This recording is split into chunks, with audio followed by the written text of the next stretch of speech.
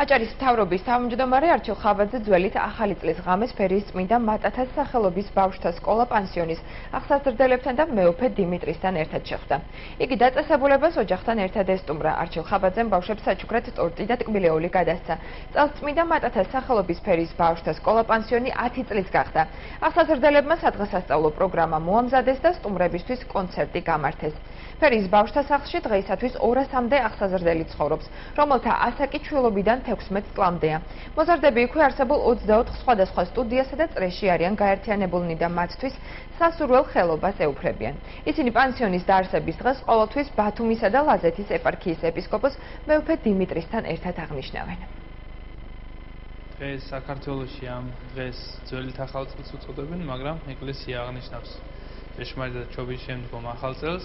ტრადიციულად მეუფე დიმიტრი ბათუმის წმინდა მატათა მოციქულის სახელობის გიმნაზია პანსიონში ახალ წელს ხვდება ბავშვებთან და მრევლთან ერთად.